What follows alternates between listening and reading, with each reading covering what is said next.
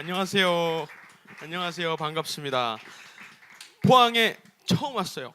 평생 평생 처음 왔어요. 그래서 이제 그 바닷가인지 오늘 알았어요. 바다인지 그러고 보니까 항이네요. 포항. 너무 하여간 반갑고요. 그 여기 또 들어오는데 엘리베이터 타고 이렇게 들어오는데 영화에서 본 무슨 이렇게 무슨 영화죠? 무슨 깡패 영화나 이렇게 깡패 영화에서 본 이렇게 나이트 클럽에 들어가는 것 같고 하는데 들어오니까 와 이런 은혜로운 공간이 있는 걸 보고 참 하나님이 정말 우리 장 목사님 통해서 이 포항을 또 정결케 하시려고 하는구나. 또 이 구석에는 키즈룸이 있는 걸 보고 또 감동을 받았습니다. 이렇게 어린아이들 같이 와서 이렇게 놀 수 있는 공간도 있어서 너무나 감사합니다. 오늘 강사인데 약간 복장이 좀 애매하죠. 근데 일부러 그랬어요. 제가 일부러 양복을 안 입고 왔어요. 이 견미단 아시죠? 그러고 보니까 여기 또 있네요. 이 단체복입니다. 일부러 이걸 입고 왔습니다. 왜 견미단일까요? 미국을 본다는 거죠. 그죠? 미국을 견학한다. 견미단해서 견미단이 이제 이번 주 주일날 내일 모레 출국해요. 큰일 났어요. 출국하는데 미국을 왜 우리가 알아야 되는지, 우리 견미단이 왜 미국 가는지, 그리고 한국 사람들이 왜 미국을 알아야 되는지 우리가 잠깐 얘기를 하려고 그러는데요. 왜 미국을 알아야 되는지, 왜 우리나라 사람이, 한국 사람이 뭐 다른 나라도 아니고 일본도 아니고 미국의 건국 정신을 우리가 알아야 되느냐, 요걸 얘기하려고 합니다. 저기 혹시 무슨 사진인지 아시나요? 미국의 필라델피아에 아시나요? 손 들고 리버티 벨 종이죠, 그죠? 리버티 벨이 있고요. 그리고 저 뒤에는 독립기념홀 저기에서 미국의 독립선언문을 작성한 건 다른 데서 했지만 저기서 채택을 하고 헌법도 여기에서 이제 나름대로 의논을 해서 만들기도 했고요. 그래서 여기가 사실 미국의 독립의 산실이라고도 할 수가 있습니다. 여기에 이제 다 견미단원들은 다 이렇게 가겠지만은 한국에 있는 국민들도 이 미국의 건국 정신을 알아야 된다는 것이에요. 왜 그럴까? 그냥 기본적으로 생각해봐도 사실은 미국의 건국 정신은 알아야 될 필요가 있어요. 왜냐하면 미국은 우리가 다 알다시피 자유민주공화국의 종주국이잖아요. 최초의 자유민주공화국이고 우리 대한민국은 자유민주공화국이잖아요. 자유민주공화국의 정신과 공동체를 잘 지키려면 그 원조, 모형이 되는 그 나라에 어떻게 시작되었는지, 그 나라가 어떻게 시작되었는지 우리가 알아야 되는 건 너무나 당연하죠, 그렇죠? 그런데 사실은 우리가 교육 과정 속에서, 그리고 또 여러 백과사전이나 이런 일반적인 교육 체계에서 이 미국의 건국 정신에 대한 내용들이 전부 다 삭제가 되고 왜곡이 되고 빠져 있어요. 예를 들어서 우리 여러분 아마 옛 세대라 그러면 좀 웃기다. 어르신 세대들은 아마 다 기억하실 거예요. 백과사전을 지금 찾아봐도 그렇게 나오고, 요즘 초등학교에서 그렇게 가르치지는 않을 것 같은데 3대 시민혁명, 세계의 3대 시민혁명 하면은 뭐죠? 영국의 명예혁명, 그렇죠? 그리고 미국의 독립혁명, 그리고 프랑스의 대혁명, 그죠? 그러면서 이 세 가지를 하나로 묶어서 3대 시민혁명이라고 이렇게 말을 해요. 거기서 더 나아가지 않아요. 이 세 가지의 차이가 어떻게 있는지 별로 구체적으로 얘기를 하지 않고, 그리고 이 중에서 가장 우리나라에서 미화하는, 문화적으로나 뭐 사회적으로나 교과서에서나 가장 미화하는 혁명은 프랑스 혁명이죠, 그죠? 얼마 전에 레미제라블도 나왔고 또 나폴레옹이라는 영화도 나왔죠. 사실은 나폴레옹이라는 영화는 리들리 스콧이 이 프랑스 혁명을 약간 깔려고 이제 만든 거긴 하지만은 어쨌든 큰 효과는 없었어요. 프랑스 혁명이 대대적인 시민 혁명이라고 우리가 알고 있는데 그것부터 깨야 된다는 거예요. 그 프랑스 혁명과 미국 혁명의 차이를 아는 것에서 아까 장 목사님 말했던 보수주의가 시작되는 것이고, 그 프랑스 혁명과 미국 혁명의 차이를 아는 것에서 이 자유민주주의 공화국을 지킬 수 있느냐 없느냐가 판결이 나는 거거든요. 지금의 프랑스와 지금의 미국을 말하는 건 아니에요. 제가 프랑스도 좋아하고 미국도 참 마음에 안 들 때가 많아요. 그렇지만 그 건국 정신을 말하는 겁니다. 프랑스의 건국 정신, 1789의 정신과 1776 미국 건국의 정신, 그것만큼은 확실하게 뚜렷한데 그 차이를 알아야 우리가 자유민주주의 공화국을 제대로 지키고 누리고 만들어 나갈 수 있다라고 하는 것입니다. 그래서 이 왜 미국을 알아야 되는지에 대해서는 몇 가지 이유가 있어요. 우리가 지금 우리나라에서 겪고 있는 현상들, 지난 정권에서도 우리가 뼈저리게 느끼고 후회하고 통탄했죠. 그리고 그 전부터 사실을 계속해서 되어 왔어요. 예를 들어서 이 도덕성의 몰락, 그런 것들도 있고, 또 가치관의 부재, 그죠? 가치관의 부재, 자유의 상실, 뭐 차별금지법이라든가 이런 것들을 통해서 자유가 우리 손에서 다 없어지고 있는데 그것을 알아차리지 못하고 그냥 내어주는 그런 현실이 있고요. 그리고 안보 문제도 있고, 또 우리나라의 특히 그 외식하는 문화, 외식, 저 밖에서 나가서 먹는 거 말고 이 외식, 이 거칠해, 겉멋, 이런 게 우리나라가 참 많아요. 예를 들어서 참 어떻게 보면 미국 사람들, 미국인이나 저 외국인들한테 이런 얘기 들으면 참 창피한 경우가 많은데, 남자 화장품의 최고 소비율이 어딜까요? 전 세계에서 우리나라예요, 우리나라. 근데 그 소비가 어디에서 가장 많이 일어나요? 군대에서 많이 일어나요. 군대에서 많이 일어나요. 재밌죠? 물론 군대에서 이제 남자들 고생하고 하니까 화장품을 많이 사서 이 피부를 보호하려는 측면도 있겠지만은 그래도 사실은 좀 부끄러운 것 같아요. 그런 식으로 외적인 면을 치장하려고 하고 외식하려고 보여주는 것이 너무 이 외형에 너무 이렇게 집착하는 그런 모습도 있는데, 그것도 사실은 우리 속사람, 기독교인들은 속사람이라 그러죠. 이 도덕성의 몰락이라고도 할 수가 있습니다. 그런데 그것이 왜 그러냐라고 했을 때 결국에 우리는 알죠. 우리는 택자들이기 때문에, 선택받은 사람들이기 때문에 우리 압니다. 왜 그러죠? 인간이 하나님을 잃어버렸기 때문에, 사회가 하나님을 잃어버렸기 때문에 그렇죠, 그죠? 그런데 조금 더 구체적으로 들어가면은 정치와 사회와 문화에서 기독교적인 가치관을 빼버렸기 때문에, 그죠? 정치와 사회와 문화에서는 기독교는 거기에 들어가면 안 되지. 정교 분리니까.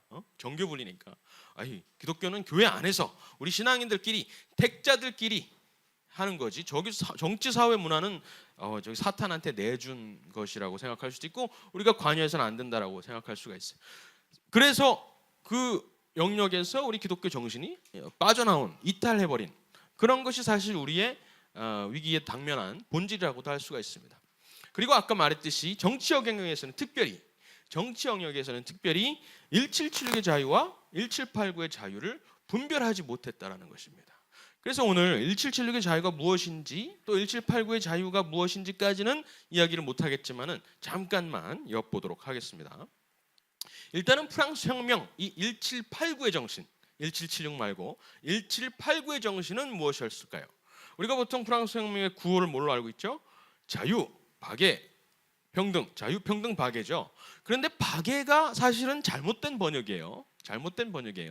리버테, 이퀄리테, 프레터니테라고 돼 있어요. 여기 나와 있죠. 리버테, 이퀄리테, 이갈리테라고 하기도 하고 프레터니테인데, 프레터니테는 근데 박애가 아니에요. 박애는 프랑스 말로 다른 단어가 있어요. 예를 들어서 체리테, 영어로는 체리티, 모두를 두루두루 이유 없이 사랑하는 거죠. 박애, 그죠? 근데 프레터니테는 뭐예요?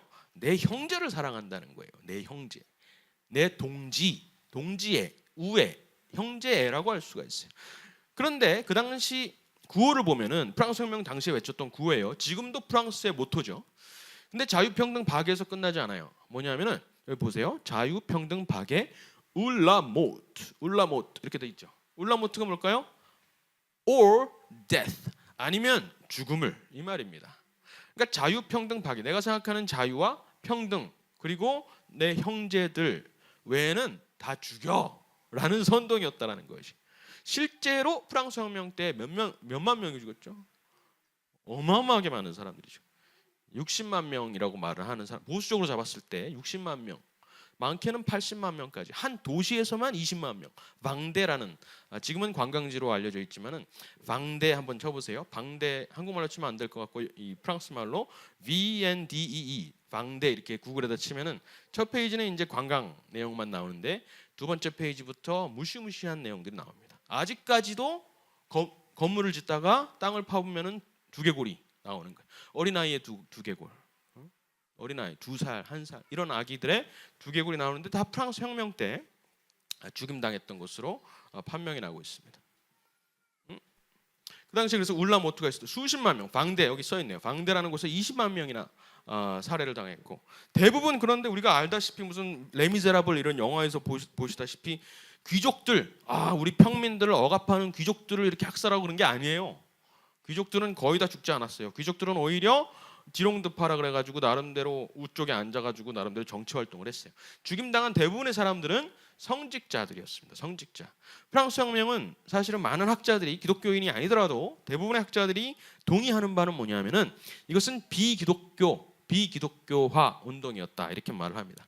그래서 영어로 dechristtianization, 그러니까 비기독교화 내지는 탈기독교화 이렇게 영어로 치잖아요. dechristtianization. 그러면 연관 검색어로 프랑스 혁명이 떠요. 프랑스 혁명. 역사상 가장 체계적이고 조직적으로 기독교를 말살하려고 했던 혁명이 바로 프랑스 혁명이었다는 것이죠. 그런데 지금 우리나라 교과서에서는 이것이 우리 근대 시민혁명의 모형이다, 원형이다 라고 하면서 우리 근대 체제가 다 그렇다라는, 그런 곳에서, 그런 원조에서 비롯되었다라고 말을 하니까 교회를 가만히 내버려둘 수가 있어요? 만약에 그런 근대가 만약에 그런 뿌리를 가지고 있다라고 생각한다면 교회를 가만히 내버려둘 수가 없죠. 문명의 적이죠, 그렇게 생각한다면. 근데 1776의 정신은 그렇지 않다라는 것이죠. 그래서 결국 프랑스 혁명은 실패를 했어요. 프랑스 혁명은 실패를 하고 나폴레옹이 결국엔 등장해서 그 내부의 갈등과 소요, 폭력 이런 것들을 통제를 하지 못하니까 바깥으로 시선을 돌려서 영국을 침범하고 제국이 돼버리는 거죠. 그래서 그 당시에 교회를 보면은 다 이렇게 교회를 바꿔놔요. 교회 건물인데 교회 건물에다가 이렇게 다 이렇게 뭘 새겨놨어요. 읽어보면은 Temple de la Raison, 뭐죠? 이성의 신전, 이성의 신전. 인간 이성을 믿는 겁니다. 인간 이성을 숭배, 교회에다가 십자가를 끌어내리고 교회 이름을 끌어내리고 이성의 신전이라고 하는 겁니다. Liberté, Égalité, Fraternité 써놓고 Temple de la Raison et de la Philosophie, 이성과 철학의 신전, 이렇게 말을 해놓은 겁니다. 노트르담 성당 얼마 전에 불이 탔죠. 몇 년 전에 불이 타서 쓰러졌는데 복구 중인데 아직도 거기에도 이런 흔적들이 남겨져 있어요. 프랑스의 거의 대부분의 교회는 전부 다 이성의 신전으로 탈바꿈했던 그런 역사가 있습니다. 고정관념을, 두 번째 고정관념을 깨는데요. 우리가 그 당시에 인권 선언이라는 것을 발표했어요. 프랑스 혁명 당시에 인권 선언이라는 걸 발표하고, 그때 나왔던 인권 선언이 우리가 지금 누리고 있는 자유민주주의 체제의 기초다, 가장 원조였다라고 우리가 배우고 있어요. 교과서에서. 그래서 이제 이 시민과 인간의 권리 선언이라고 이제 되어 있는데 Declaration des droits de l'homme et du citoyen. 제가 프렌치 말을 잘 못하는데 어쨌든 시민과 인간의 권리 선언이에요. 근데 여기 아주 재밌는 내용이 있어요. 국민 주권이나 주권 재민이라 그러잖아요. 주권은 이제 sovereignty라 그러는데 주권은 누구에게 있을까요? 이 말로 따지면 국민 주권, 주권 재민 요 한자로 따지면은 주권은 누구한테 있다는 게 이 근대 민주주의예요. 주권은 누구한테 있어요? 그렇죠. 국민은 뭘 말해요? 나죠, 나. 그죠? 나. 우리 한 명 한 명을 말하는 거잖아요. 그럼 여기에 뭐라고 써 있어야 되겠어요? 이 프랑스 혁명 3조에 있는 겁니다. 인권 현역. Sovereignty resides essentially in the 뭐라고 돼 있어야 되겠어요? 영어로. 예를 들어서 people, 그죠? people이라든가 아니면 여기 나오는 대로 citizen, citoyen, 그죠? 아니면은 인간, human, home이라고 돼 있어야 되잖아요. 근데 뭐라고 돼 있냐? nation이라고 돼 있어요. nation. 그 당시에 nation은 뭘 뜻했냐면 우리나라 nation을 한국말로는 국민으로 번역이 되긴 하죠, 그죠? 근데 nation은 그 당시에 뭘 뜻했냐면은 이 프랑스 민족을 말했어요. 민족 한 덩어리, 이 집단을 말을 했어요. 나 개인이 아니라, 나 개인, 시민 개개인이 아니라 이 프랑스 민족을 뜻했다라는 거예요. 굉장히 무시무시한 말이에요. 굉장히 전체주의적인 발상인 거예요. 그래서 미국의 보수주의자들이 한 단어로, 한 문장으로 미국의 보수주의, 미국의 독립혁명의 정신을 한 문장으로 해봐라 라고 했을 때 뭐라 그러냐면은 Sovereignty resides in the individual 이라고 말을 하는 거예요. individual. 사실 자유민주공화국의 기초가 여기 있죠, 그죠? 모든 개개인이 주권을 가지고 있고 그 개개인의 주권들을 나름대로 최대한 저 지도자들이 정치인들이 반영하게끔 하는 게 그죠? 어려운 일이지만 그것이 근대 시민혁명의 이유잖아요. 그런데 프랑스 혁명에서는 그게 아니라 우리 프랑스 민족의 주권 그 외에는 주권으로 보지 않는다는 거예요. 그 안에 살고 있는 개개인들은 주권으로 인정을 안 했다라는 것입니다. 그럼 대한민국은 헌법 제1조 2항에 이렇게 써 있잖아요. 모든 주권은 국민에게 있고 모든 권력은 국민에게서 나온다라고 했을 때 이 국민을 어떻게 해석할 것이냐. 국민을 우리 한민족이라고 생각하는 사람들이 있어요. 한민족이라고. 저기 정치권에도 있고 22대 국회에도 있어요. 한민족이에요? 아니잖아요. 그죠? 우리 한 사람 한 사람 시민을 말을 하는 거잖아요. 그죠? 근데 한민족이라고 이해하는 사람들이 있다라는 겁니다. 그런데 그런 생각을 가지고 정책을 만들고 정치를 하다 보면은 어디랑 가까워져요? 북한이랑 가까워져요. 북한은 바로 한민족, 우리 혈통, 우리 한민족이라는 그 정체성을 가지고 나라를 세우면서 저 북한을 만든 거거든요. 민족성은 굉장히 위험한 겁니다. 개개인성, 개개인 한 사람 한 사람의 개성을 말살시키는 것이라고 할 수가 있어요. 이런 고정관념을 우리가 지금까지 배워왔던 교과서에서 지금도 배우고 있는 이런 고정관념들을 우리가 깨버려야 된다는 겁니다. 그래서 약간 도식적으로 1776의 자유와 1789의 자유, 미국 혁명의 자유와 프랑스 혁명의 자유를 구분을 해보면 하나는 기독교 보수주의라고 할 수가 있고 하나는 이제 진보주의 내지는 뭐 자유주의 내지는 인본주의라고 할 수가 있어요. 세속주의라고 할 수도 있고 첫 번째로 인간 위에 있는 어떤 도덕법을 인정하는 겁니다. 인간 위에 어떤 도덕이 있어. 절대적인 도덕이 있어. 그것을 우리는 계시를 통해서 받은 것이 있죠. 크리스천들 또 유대인들은 뭘 받았죠? 율법을 받아요. 십계명, 율법, 계시를 통해서 성경을 받은 거죠. 그리고 인간의 영혼을 인정합니다. 영혼. 그리고 인간의 한계를 인정해요. 유한성을 인정합니다. 그리고 개인의 개화와 계몽에 초점을 둬요. 집단의 어떤 발전이라든가 이런 걸 생각하는 게 아니라 개인의 발전을 항상 염두를 해둡니다. 그러기 위해서 전통적인 사회 질서, 예를 들어서 가정, 어린아이, 부모와 자녀 간의 관계, 그죠? 그리고 남자와 여자의 관계 이런 것들에 굉장히 그런 것들을 보존하려고 합니다.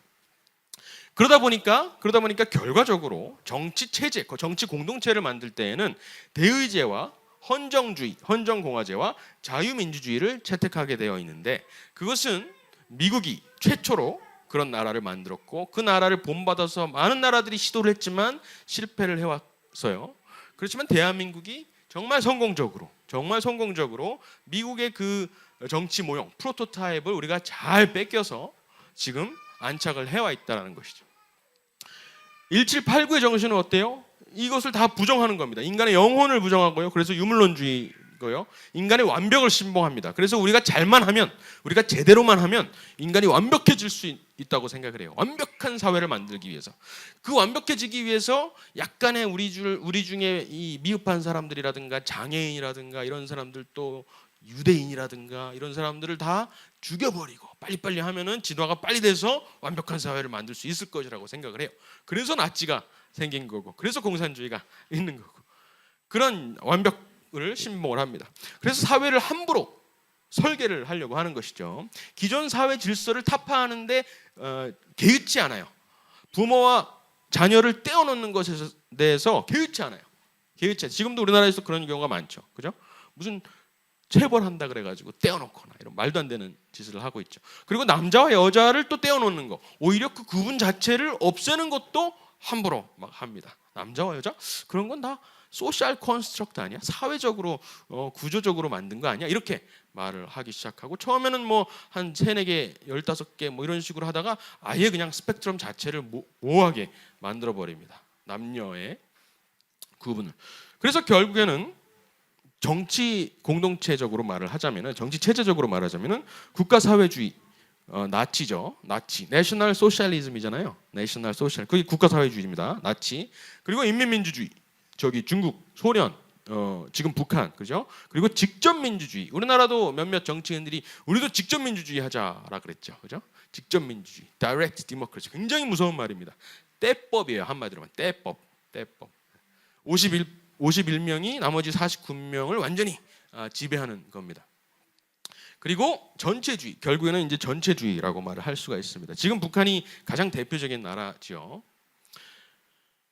그런데 미국은 다르단 말입니다. 미국은 달라요. 1776년 혹은 그 전부터 미국이 어떻게 세워지는지를 우리가 배워보면은 전혀 다른 차원으로, 이 프랑스 혁명과는 전혀 다른 차원에서 시작되었다는 것을 알 수가 있습니다. 미국 헌법의 시초가 된다고 할 수 있는 커네티컷 근본 질서라는 문서가 있어요. 커네티컷 근본 질서. 이것이 이제 뭐냐면은 커네티컷 주에 이 토마스 후커라는 목사님이 이 북쪽에서 퓨리탄들, 청교도들하고 같이 살다가 거기에서 쫓겨나요. 왜냐하면 뭘 주장했냐면 그 당시에는 거기 퓨리탄들, 청교도들이 독재를 했어요. 독재. 그래서 예수님 안 믿고 막 타락하면은 바로바로 처형을 하거나 벌을 주거나 했단 말이에요. 굉장히 무서웠죠. 나름대로 신정 체제라고 할 수도 있죠, 그죠? 바티칸처럼. 근데 어쨌든 그런 데서 우리도 정치 지도자를 선출을 하자, 투표를 하자라는 아주 무서운 발상을 합니다. 그래서 거기에서 쫓겨나요. 그래서 자기의 회중 100명을 데리고 남쪽으로 이주를 해서 커네티컷 하트포드, 지금의 하트포드라는 시에 정착을 합니다. 거기에 정착해서 100명을 이끌고 이제 나름대로 거기에서 공동체를 이루고 예배를 드리고 사는 거예요. 그러다가 1년이 지난 다음에 내가 저기 매사추세츠에서 생각했던 그 제도, 투표를 통해서 정치를 선출하는 것, 내가 직접 통치하지 않고 나는 말씀을 가리키는 것만 하고 이 정치 지도자는 따로 한번 뽑아서 해보자라는 것을 시작을 합니다. 그래서 설교 말씀을 하나 하는데 신명기 1장 말씀을 가지고 설교를 하면서 이 자신의 이 정치 제도를 설파를 하기 시작하는 거예요. 내가 너희 지파의 수령으로 지혜가 있고 인정받는 자들을 취하여 너희의 수령을 삼겠고 각 지파를 따라 천부장과 백부장과 50부장과 10부장을 삼아 조장을 삼고, 요거를 가지고 여기서 착안을 해가지고 우리도 모세 때도 그랬다. 모세가 광야에 들어가서도 결국에는 천부장과 50부장과 10부장을 뽑아서 지도자를 세워서 스스로 통치하게 했다. 우리도 한번 그렇게 해보자 라고 말을 해서 그런 제도를 설파한 거예요. 그래서 그 회중들이 100명 되는 회중들이 글로 써가지고 이 제도, 설교 말씀에서 들은 신명기 1장을 토대로 해서 들은 설교 말씀을 토대로 글을 써서 나름대로의 헌법을 만든 겁니다. 그것을 커네티컷 근본 질서라고 말을 하는 거예요. 그런데 이것이 최초의 성문 헌법, written constitution. 그 전까지는 영국에서는 헌법이 쓰여져 있지는 않았죠. 그죠? 그냥 관습대로 이어져 오는 헌법이었죠. 그런데 처음으로 글을 써서 그 글이 인간의 모든 관습이나 어떤 인간의 서로 간의 약속이나 그것보다 위에 있다라고 딱 선언을 하는 거예요. 그래서 이게 성문 헌법이 되는 거예요. 최초의 성문 헌법이었다. 그리고 맨 나중에 한 100년, 150년 뒤에 미국이 헌법을 만들 때 이 커네티컷 근본 질서를 가져다가 헌법을 여기에 기초해서 만들었다는 거예요. 그렇다면 미국의 헌법은 어디에 기초한 거예요? 이 근본 질서에 기초를 했는데 이 근본 질서는 신명기 1장 설교 말씀에 근거를 했다는 거죠. 이것은 결국 대의제, representative government라고 하죠. 대의 민주제가 신명기에서 나왔다는 거예요. 신명기. 정확하게 말하면은 신명기 1장의 요 내용은 더 구체적으로 출애굽기 18장에 나옵니다. 나중에 한번 읽어보세요. 출애굽기 18장이 우리가 누리고 있는 자유민주주의에서 가장 핵심이라고 할 수 있는 대의제의 기초였다라는 거예요. 우리가 기독교인이 아니더라도 이 정도는 학교에서 가르쳐줘야 되는 거 아니에요? 우리가 누리고 있는 제도가 자유민주주의 제도고 대의제고 매 몇 년마다 계속해서 투표를 해서 사람을 뽑고 하는데 그 제도의 원형이 바로 우리 성경에 있었다라는 것을 가르쳐줘야죠. 기독교인이 아니더라도 가르쳐줘야 되는데 이런 것들이 다 생략이 되었다라는 것이죠. 그래서 모세가 출애굽기 18장에 나오네요. 그죠? 출애굽 18장 나중에 한번 읽어보세요. 시간이 없어서 생략을 하도록 하겠습니다. 그래서 모세가 결국에는 법을 세우죠. 나왔는데 홍해를 뚫고 나왔는데 사람들이 불평하기 시작하고 자유를 줘도 자유를 누리지도 못하고, 그죠? 그래서 결국에는 법을 내립니다. There is no freedom without the law. 유명한 10개라는 영화, 10개라는 장장 6시간짜리 영화의 유명한 장면이죠. There is no freedom without the law라고 하면서 10계명을 딱 하나님으로부터 받아서 내려주는 장면입니다. 그런데 10계명을 줘도 그 10계명대로 따르지 못해요. 인간은 자유를 줘도 자유를 누리지 못하고 법을 줘도 법을 따르지 못해요. 그래서 하나님 뭘 주시죠? 그 다음에 성막을 주신 성막. 그래서 결국에는 예배할 수 있도록 하나님이 그 성막에서 임재하셔서 우리를 예배할 수 있도록 하는 거예요. 그래서 자유민주주의의 기초는 이 출애굽기와 신명기까지의 그 모세오경에서 나오는 정치적 원형을 우리가 따지고 볼 때 자유민주주의의 세 가지 원칙은 뭐냐면은 첫 번째 자유, 그죠? 홍해를 일단 건너와야 돼요. 홍해를 일단 건너야 자유. 그리고 법치, 법이 필요합니다. 율법, 요즘에 십계명, 도덕법 이런 것들이 필요해요. 우리나라로 치면 헌법 이런 게 필요합니다. 세 번째가 있어요. 근데 세 번째가 뭐예요? 예배, 성막, 그죠? 성막, 예배가 필요하다는 거예요. 그런데 사탄이 만약 마귀가 이 자유민주주의를 공격하고 싶어요. 그러면 이 세 개 중에 뭘 공격하는 게 제일 쉬울까요? 예배를 공격하는 게 제일 쉬운 거예요. 예배를 공격하는 게 제일 쉬운 거예요. 어쨌든 이 세 가지 원리를 기억을 해두시고요.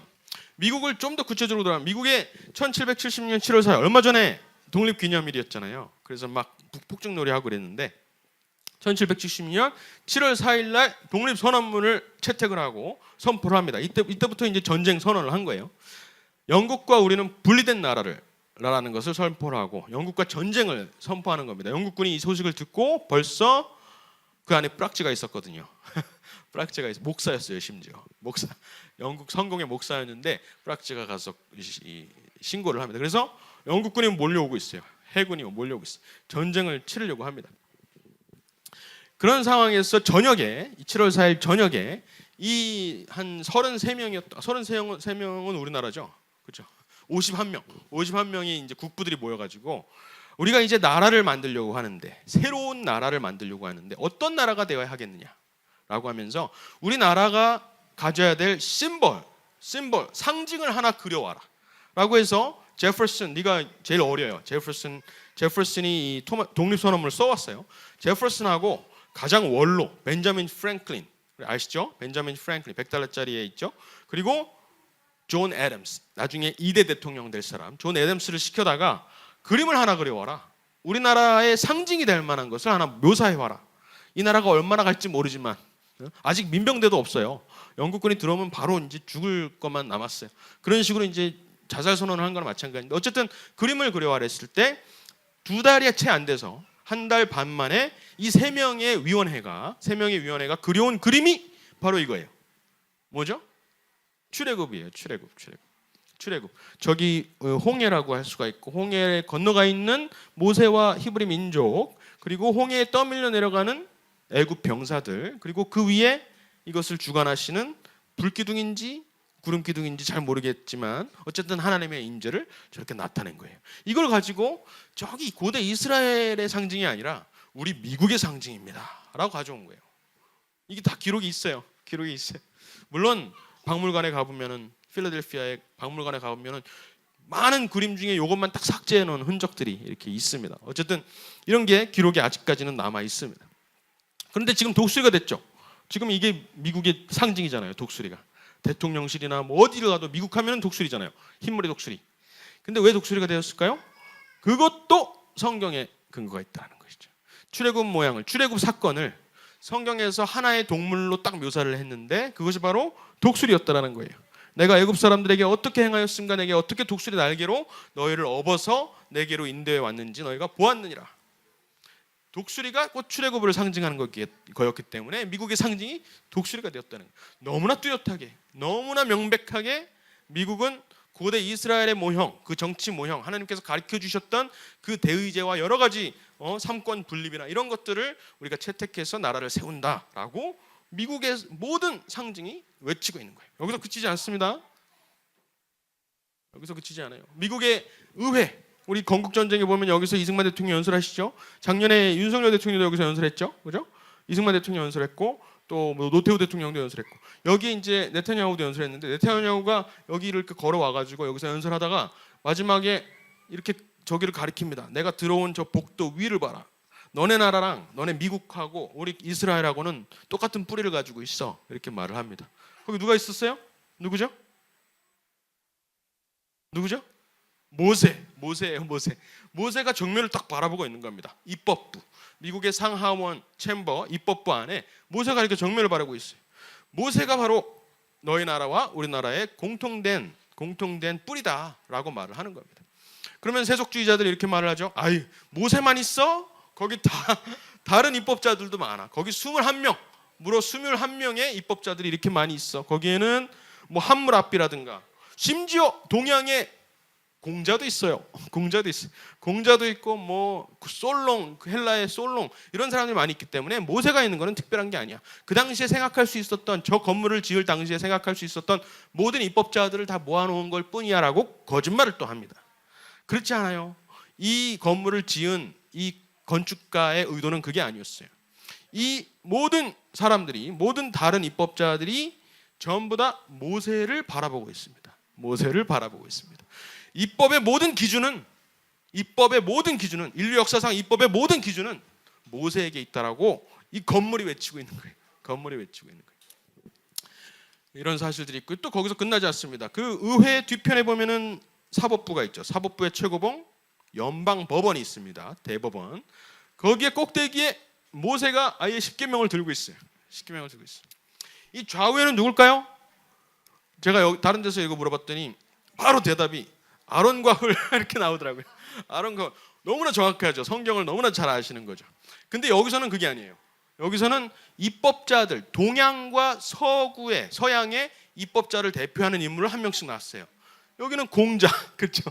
공자. 여기는 솔롱, 이 헬라 그리스의 솔롱이라는 유명한 입법자를 두고 동서양을 다 합쳐서 기준이 되는 법은 모세오경이다라고 외치고 있는 겁니다.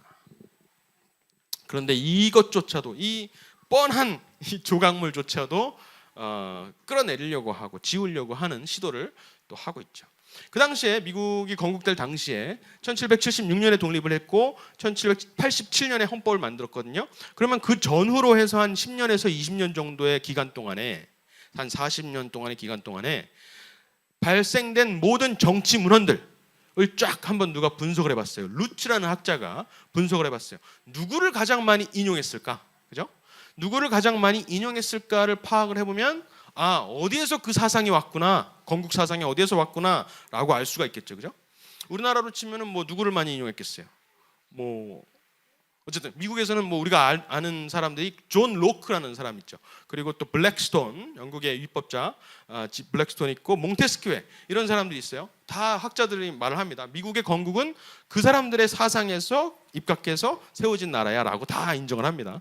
그래서 이 사람도 로크가 제일 많을 거야, 몽테스큐에가 더 많을 거야, 이렇게 막 생각을 했어요. 그랬는데 이 사람이 찾은 사실은 뭐냐면은 실제로 로크가 제일 많긴 했는데, 이 사람이 읽다 보니까 도널드 루츠라는 학자가 그 문헌들을 읽다 보니까 잠깐만, 이거는 어디서 내가 읽었던 건데, 이것도 내가 어디서 읽었던 건데 라고 하면서 떠올리는 겁니다. 이거는 신명기 어디 몇 장 몇 절 말씀이잖아, 이거는 출애굽기 어디 몇 장 말씀이잖아. 이런 식으로 찾아보니까 인물로 따지자면 존 로크보다 2배 이상 인용된 사람이 모세라는 거죠. 모세 오경에서 굉장히 많이 인용을 했다는 거예요. 나라를 건국할 때 정치문헌, 이 설교문헌이 아니에요. 정치문헌 15,000개를 조사를 했더니 모세를 가장 많이 인용했더라. 나라를 세우는데, 미국이라는 나라를 세우는데. 놀라운 사실이죠. 그래서 이 역사학의 아버지라는 사람이 있어요. 근대사학의 아버지라고 하는 사람이 레오폴드 폰 랑케라는 사람입니다. 랑케라는 사람인데, 이 사람은 이렇게 말을 했어요. 미국을 세운 것은 조지 워싱턴이 아니라 제퍼슨이 아니라 칼뱅이다, 이렇게 말했어요. 칼뱅은 언제 사람이에요? 1517년 종교개혁 당시에 있었던 사람인데, 그 종교개혁의 정신이 미국을 세웠다라는 겁니다. 1776의 정신은 1517의 정신에서 나왔다는 거예요. 종교개혁의 정신. 그것은 뭐죠? 종교개혁의 정신이라는 게 뭐죠? 만인이 다 제사장이다, 그죠? 만인이 다 왕이다 라는 것이잖아요. 내 위에 왕을 두지 않겠다라는 선언이잖아요, 그렇죠? 내가 하나님과 소통한다, 그죠? 오직 그리스도, 오직 성경, 오직 믿음, 이것이 이제 그 종교개혁의 정신이잖아요. 그 정신을 바탕으로 해서 미국이라는 나라를 세웠다라는 것이에요. 미국의 국부들이 이렇게 명확하게 말을 했어요. 또 다른 역사학자 조지 벤크로프트는 칼뱅의 영향력을 존중하지 않는 사람은 미국 자유의 원천을 이해하지 못하는 사람이다, 이렇게 말을 했습니다. 그래서 미국의 독립선언서를 보면 1776년 7월 4일 날 채택했던 그 독립선언서를 보면 너무나 명백하게 A4 용지 한 장도 안 돼요. A4 용지 한 장도 안 되는데 거기에 보면은 너무나 명확하게 하나님에 대한 묘사가 정확하게 들어있다는 것이죠. 하나님이 총 4번 묘사가 됩니다. 다른 이름으로 묘사가 되는데, 처음에 인간사의 when in the course of human events 이렇게 시작해요. 인간사의 한 과정에서 어느 한 사람들이 자연의 법과 자연의 하나님의 법에 따라 마땅히 독립을 필요로 할 때는 이렇게 말을 합니다. 여기서 보고 이제 세속주의자들은 또 준비를 하죠. 이것 봐, 자연의 하나님이래.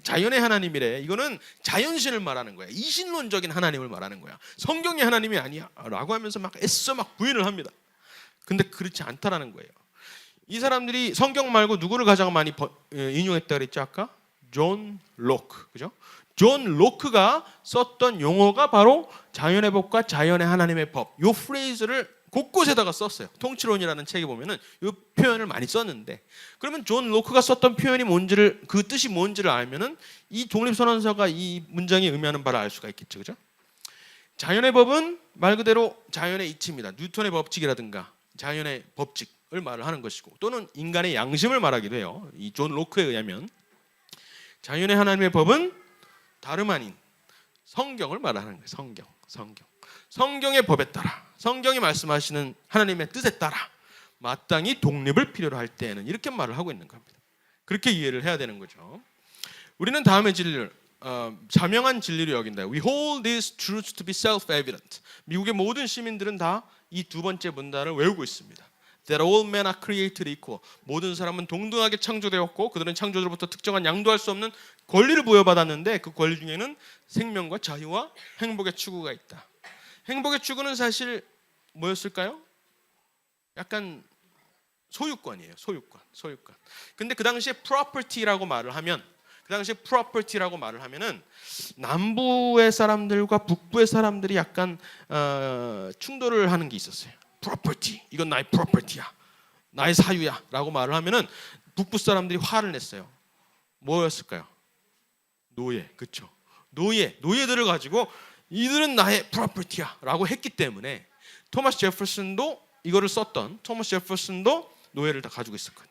너무나 가슴 아픈 사실이지만 노예를 가지고 있었어요. 자기도 잘못된 걸 알고 있었지만 어쩔 수 없이 가지고 있었어요.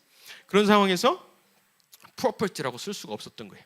그래서 약간의 기교를 부려서 pursuit of happiness, 행복의 추구권이라고 말을 하게 되는 거예요. 그런 배경들을 이제 아는 것이 이제 중요합니다.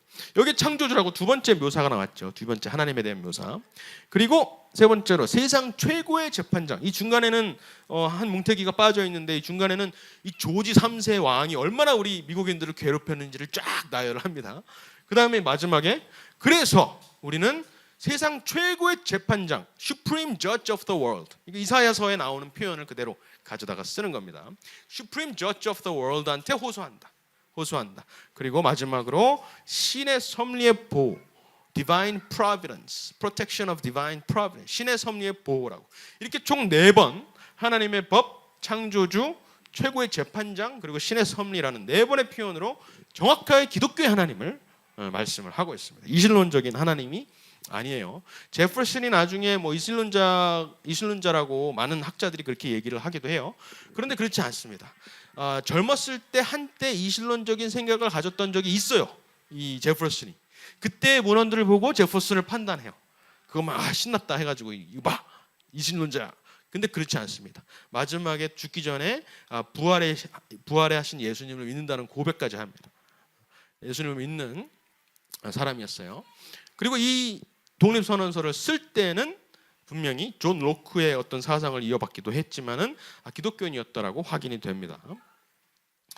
그래서 토크빌이 나중에 미국에 왔을 때, 토크빌은 누구예요? 프랑스 혁명 때 자기 부모들이 살해를 당했어요. 기요틴의 단두대에서 처형을 당했던 그런 뼈아픈 과거를 가지고 있고 배경을 가지고 있고, 자기는 이제 프랑스의 나폴레옹 시대에 이르러서 프랑스의 관료가 되었죠. 관료가 되어서 나름대로 왜 프랑스 혁명은 실패했을까? 연구하는 사람이에요. 그러면서 미국에 와서 왜 미국의 혁명은 저렇게 성공했을까? 부러워하면서 미국에 와서 미국을 공부했던 것이에요. 미국에 와서 미국의 민주주의를 보니까 미국에는 뭐가 살아있어요? 교회가 살아있더라라는 걸 안 거예요. 교회가 살아있더라. 자유는 도덕성 없이는 세워질 수가 없고, 도덕성은 신앙이 없으면, 종교가 없으면 세워질 수가 없다라는 사실을 안 겁니다. 그런데 프랑스는 어땠어요? 자유를 얻기 위해서 종교를 파괴했잖아요. 종교로부터의 자유였어요. 종교를 위한 자유가 아니라 완전히 반대되는 자유를 추구했던 것이죠. 그런데 우리 근대 교과서에서는, 우리 백과사전에서는 이 두 자유가 별반 다를 바 없는 똑같은 자유라고 배우고 있으니 이 자유민주주의가 오래 가겠어요? 그렇죠? 오래 갈 수가 없죠. 그렇죠? 그래서 이 차이를 아는 것이 너무나 핵심적이다라고 할 수가 있는 겁니다. 그런데 아까도 잠깐 말씀드렸지만은 이 1776 건국의 정신, 모든 사람은 동등하게 창조되었다는 이 건국의 정신이 위기에 다다릅니다. 위기에. 100년이 채 안 돼서 한 7, 80년 뒤에 큰 위기에 다다르게 되는데, 아까 제퍼슨도 고민을 했죠. 자기도 어쩔 수 없이 우리 집에서 몬티첼로 자기 집에 가지고 있는 노예들, 저거 어떡하나. 노예들을 분명히 해방시켜야 이 건국 정신을 이룩하는 거예요. 그죠? 청취하는 거예요.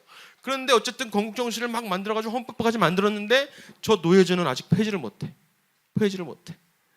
그렇지만은 머릿속으로는 알고 있어. 언젠가는 폐지해야 돼 라는 결심을 하고 일단은 나라를 만든 겁니다. 믿음으로 세운 거예요. 그런데 시간이 지나면 지날수록 이 노예제를 폐지하는 것은 점점 더 어려워져요. 뭐 여러 가지 이유가 있겠죠. 면 사업이 부흥을 합니다. 미국이 수출하는 수출품의 품목의 40%가 면이었어요. 면. 그 80년의 기간 동안에 면으로 발전을 합니다. 근데 그 면을 생산하기 위해서는 인력이 필요한 거예요. 노예들이 필요한. 그래서 이 미국의 경제와 이 노예제 이 제도는 결합이 돼 가지고 이게 떼어질 수가 없는 겁니다. 그래서 노예제를 폐지하는 것은 점점 더 먼 꿈, 요원한 그런 것이 되게 된 것이죠. 그것이 이제 미국이 당면한 큰 위기였다는 것입니다. 급기야 1854년에는 캔자스 네브라스카 법이 통과됩니다. 캔자스 네브라스카 법. 이 법이 뭐냐면은 원래는 독립하고 건국할 당시에는 북부에는 노예가 없었어요. 벌써 남부에만 노예가 있었는데 요 미주리의 36도 요 선 밑으로만 노예제를 하고, 그것도 결국에는 폐지돼야 돼. 그렇지만 당분간 어쩔 수 없이 놔두고 이 위에는 절대로 노예제를 하지 말자라는 법이 있었어요. 미주리 컴프로마이즈라고 그런 법이 있었는데 그 법을 폐지하는 것이 네브라스카 법안이에요. 네브라스카 법. 그러면 네브라스카 법은 어떻게 그 노예제를 할지 말지 결정하느냐? 뭘로 결정했을까요? 민주주의자들이 좋아하는 거. 투표로 하자. 다수결로 결정하자. 그러면은 다수결은 아까 뭐라 그랬어요? 때법이라 그랬죠. 때법. 51%가 이기면은 49%가 복종하는 거예요. 전체주의랑 가깝습니다. 인민민주주의가 그렇게 위험해요. 민주주의가 그렇게 위험해요, 사실은. 그걸로 하자는 거예요. 그러면은 건국 정신보다 위에 있는 게 뭐예요? 건국 정신은 하나님의 법에 의해서 세운 것인데 그 건국 정신보다 뭐가 위에 있다고 선언하는 거예요? 인간이 위에 있다라고 선언하는 거지. 인간의 다수결의 결정이 그보다 위에 있다라고 선언을 하는 아주 무시무시한 법을 지금 통과를 시키는 겁니다. 스티픈 더글라스라는 의원이 이것을 통과를 시킨 거예요. 그래서 누가 나타나냐? 1854년에 이건 아니야라고 나오는 사람이 링컨인 거죠. 링컨이 나옵니다. 링컨이 등장하고 더글라스를 토론해서 깨부십니다. 토론해서 깨부수는데 뭘로 깨부수느냐? 하나님의 말씀으로 깨부셔요. 정말 기가 막힌 토론이 나타나는데요. House Divided Speech라고 합니다. 근데 이 토론에 나서면서 이제 코트를 벗어주는데 아주 링컨이 유머 감각이 넘치거든요. 유머 감각이 넘쳐요. 근데 그 유머 감각이 다 어디서 나와요? 성경에서 나옵니다. 머릿속에 성경이 둥둥 떠다녀요. 그래서 나오면서 이 사람이 이름이 뭐라 그랬어요? 내가 스티픈 더글라스라 했잖아요. 그래서 뭐라 그러냐면은 자기의 외투를 벗으면서 내가 저 수대만을 돌로 칠 동안 이 외투 좀 가지고 있어봐. 이렇게 말을 하면서 나옵니다. 그러면 거기에서 다 복수를 하는 거죠. 미국인들은 다 성경을 빠삭하게 알고 있었기 때문에 무슨 말을 하는지 알고 있었어요. 그런 식으로 이 대중을 완전히 이 성경의 그 맥락으로 압도를 하게 되는 거예요. 그리고 이 더글라스를 상대로 토론을 하는 내용 중에서도 가장 유명한 그 연설 중에 하나가 House Divided Speech인데, 마태복음의 말씀을 인용을 해서 절반은 노예이고 절반은 자유인인 상태로는 이 나라가 결코 보존될 수 없다라는 아주 유명한 말을 합니다. 나중에 이 말을 이승만 대통령이 미국에 가서 그대로 미국인들한테 돌려주죠. 이 세상을, 너네 링컨이 말한 것처럼 이 세상을 반은 공산주의자, 반은 자유인으로 내버려둘 수가 없습니다. 당신네들은 언젠가 중국과 싸움을 벌일 것입니다. 이게 70년 전이에요. 70년 전에 지금의 미중 충돌을 벌써부터 예견했다라는 것이죠. 예견했다라는 것이죠. 어쨌든 링컨이 그렇게 해서 남북 전쟁을 취임을 하자마자 전쟁이 일어나요. 취임을 하자마자 전쟁이 일어나요. 전쟁이 끝나자마자 다음 주에 죽어요. 미국 역사상 가장 비운의 대통령직을 수행한 사람입니다. 이 대통령직 4년, 짧은 4년을 하면서 그 얼굴에 이 사진 찍은 거 보면은 정말 폭삭 늙습니다. 20년 정도 확 늙는 거를 우리가 볼 수가 있습니다. 게티스버그 연설은 너무나 유명하지만 넘어가고요. 그래서 이 미국의 정신, 결국에는 노예를 해방시켜야 되는 그 미국의 건국 정신이 우리나라가 닮고 있다는 것이고, 우리나라의 건국 정신에 의거하면은 그러면은 우리는 누구를 해방시켜야 돼요? 북한의 동포들을 해방시켜야 되는 것이고, 이승만 대통령은 그렇게 선언을 하신 거예요.